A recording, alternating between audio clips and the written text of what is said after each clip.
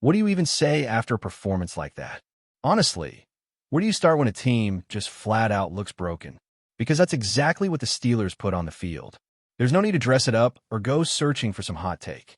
This isn't about finger-pointing or dramatic headlines. It's about facing a harsh reality. This is not a good football team right now, and the numbers, the tape, and the eye test all scream the same thing. It was Packers 35, Steelers 25 at Acrisure Stadium, and truthfully, that score doesn't even tell the whole story. If you didn't watch the game, you might assume it was somewhat competitive, maybe a back-and-forth kind of night. But it wasn't. The Steelers were outclassed, outcoached, and outplayed in just about every way that matters, especially on the defensive side of the ball.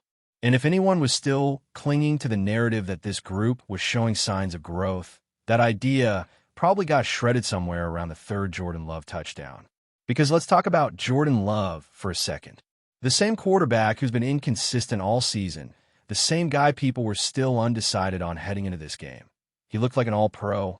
29 completions on 37 attempts, 360 yards, 3 touchdowns, 0 interceptions, 0 sacks, and at one point he hit 20 straight passes. That's not just efficiency. That's domination. That's walking into your stadium, in front of your fans, and turning your defense into a highlight reel.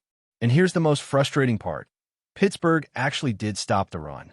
They held the Packers to under 100 yards on 26 carries, a solid 3.6 average. That's the part of the game that Mike Tomlin had spent all week trying to emphasize as the key. Stop the run, and the rest will take care of itself, right? Well, they did stop the run, and absolutely nothing else. That theory went up in smoke. The defense fell apart in the second half. After holding a 16-7 lead, Pittsburgh's defense allowed touchdown, touchdown, touchdown, field goal, field goal. No stops, no resistance, just a free ride for the Packers offense.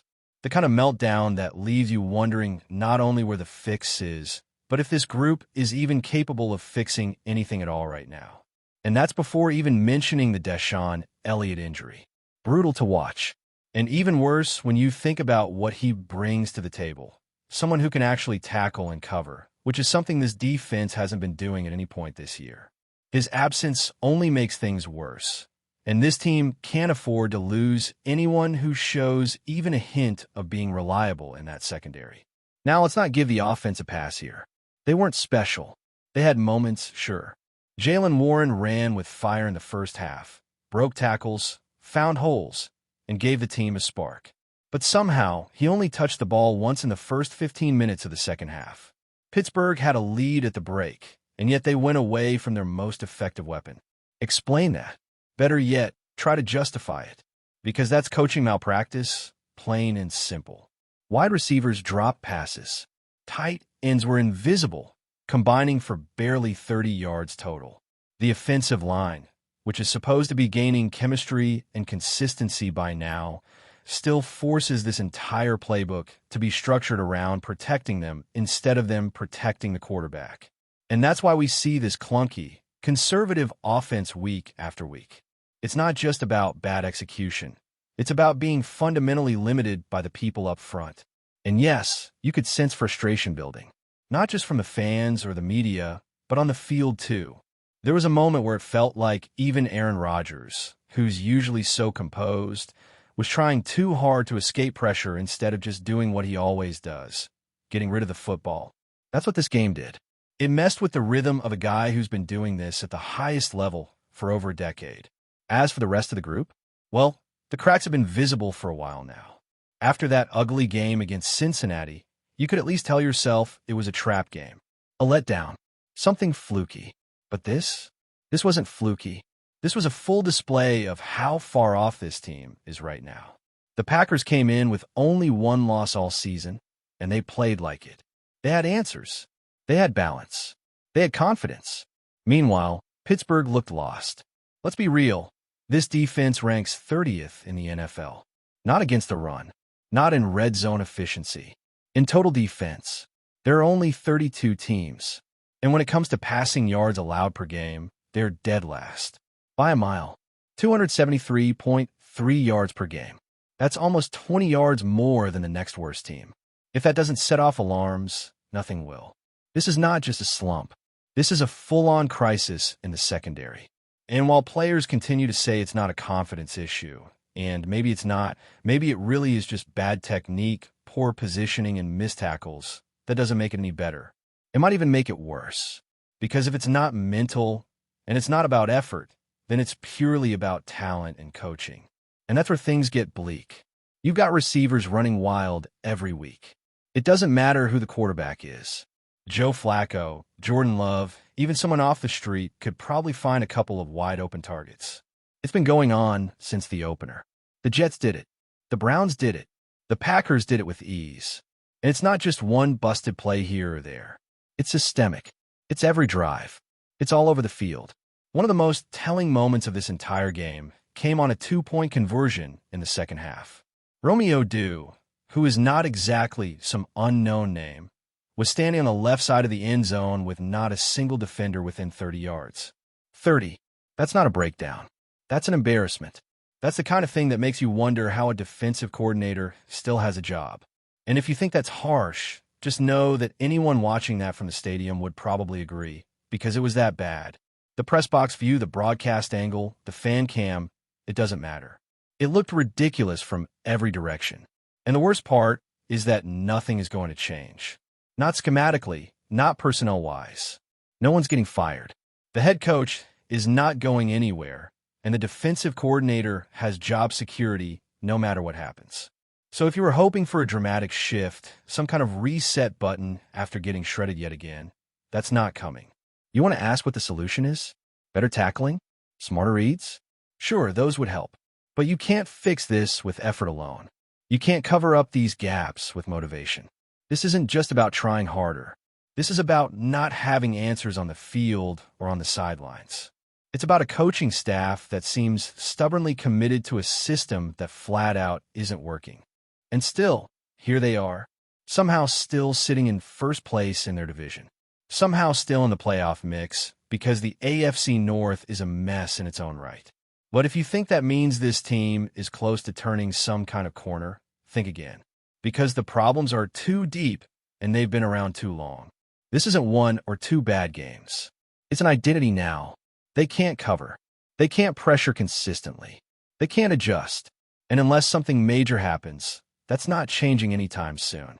What's maybe the most painful thing about all of this is that fans can see it just as clearly as anyone sitting in a press box or breaking down game film.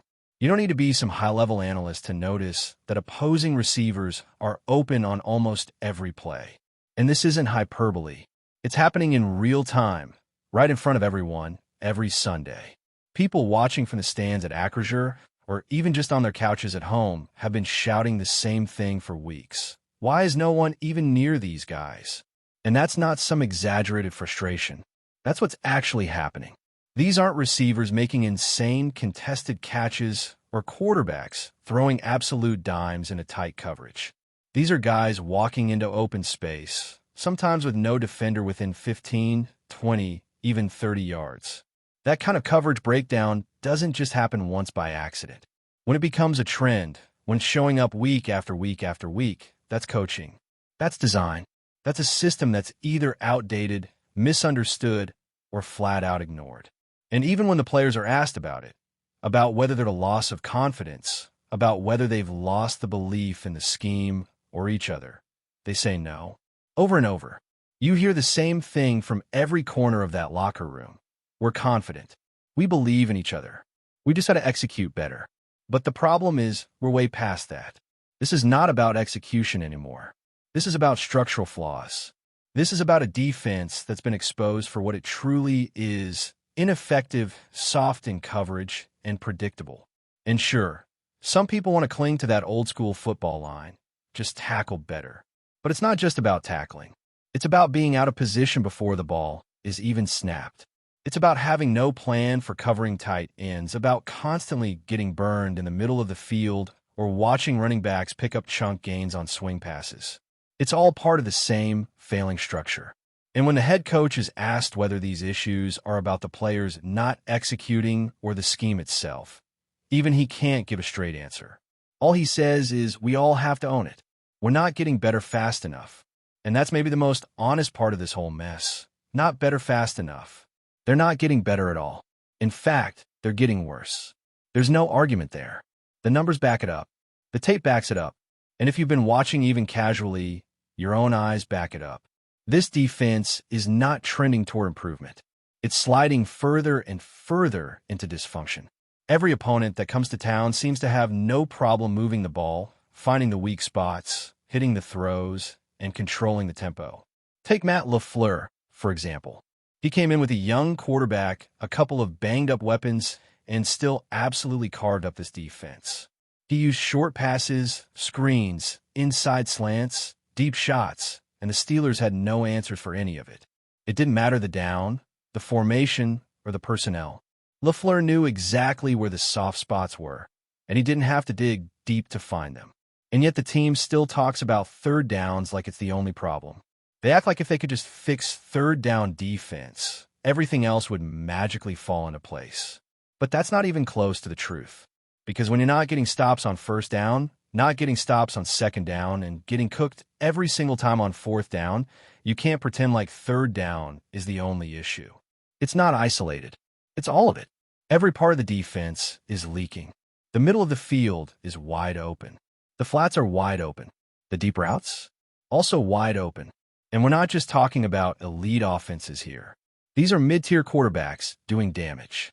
These are tight ends going for over 100 yards, receivers catching 2 touchdowns, running backs slipping out into space, and making chunk plays look easy. There is no area on the field where Pittsburgh looks in control. And that makes the idea of in-season improvement feel like a fantasy. Because again, what's going to change? The coaching staff? Not happening. The scheme? Still the same. Personnel? Not enough depth to make meaningful changes. The backups aren't ready, and the starters aren't performing. So what exactly is the plan? What's the lever you can pull to turn things around? There's really only one that fans ever talk about: firing someone. But we all know that's not going to happen. Not mid-season. Not in Pittsburgh. That's not how this organization operates. So week after week, it becomes a waiting game. Waiting for something to click. Waiting for a miracle adjustment. Waiting for players to suddenly figure out what they've struggled with since week 1. And it's just not realistic. And look, nobody wants to be the person constantly sounding the alarm. Nobody enjoys being negative every single Monday. But it's hard to spin this in any other direction. There's no silver lining in giving up 300-plus passing yards to Jordan Love. There's no moral victory in getting carved up on a 2-point conversion where a guy is literally the only person on that side of the field. There's no progress in being dead last in the league at something as fundamental as pass defense. But before we dive in, don't forget to subscribe to Steelers Nation Central and hit the like button on this video. Your support helps us keep bringing you the latest updates on the Pittsburgh Steelers. And don't forget to share your thoughts on the news in the comments below. In what could become one of the wildest storylines of the NFL offseason, whispers are turning into full-blown rumors after Cincinnati Bengals star quarterback Joe Burrow was reportedly seen at the Pittsburgh Steelers training facility earlier this week. Fans and insiders alike are losing their minds over the possibility that Burrow, yes, the face of the Bengals franchise, might be considering a shocking move to one of his team's oldest and fiercest rivals. Sources close to the situation claim that Burrow was spotted arriving at the Steelers' UPMC Rooney Sports Complex late Monday afternoon, accompanied by what appear to be members of his management team. While no official statement has been made by either organization, speculation exploded on social media within minutes, with fans posting blurry photos and claiming to have seen hashtag 9 in black and gold. If true, this would be nothing short of seismic. Burrow, drafted first overall by Cincinnati in 2020, has become synonymous with the Bengals' resurgence, leading them to a Super Bowl appearance and multiple playoff runs. The idea of him suiting up for the Steelers, a team that has battled Cincinnati for AFC North supremacy for decades, feels almost unthinkable. Insiders suggest that contract negotiations between Burrow and the Bengals might have stalled in recent weeks, opening the door for rival franchises to make aggressive moves. The Steelers, still searching for a long-term answer under center, would no doubt see Burrow as a franchise-changing acquisition. But would Cincinnati ever allow their star to walk into enemy territory? That's the question keeping the football world on edge. Until there's confirmation, everything remains rumor and speculation. Yet, as one anonymous executive put it, where there's smoke, there's usually a fire. For now, the AFC North has turned into a storm of uncertainty. And if Joe Burrow truly is flirting with the black and gold, the entire NFL landscape could be about to shift in a way no one saw coming. That's it for this update. If you enjoyed the video and want to keep receiving exclusive news about the Pittsburgh Steelers, make sure to subscribe to Steelers Nation Central and give this video a like. We always look forward to hearing your comments and opinions. See you in the next video.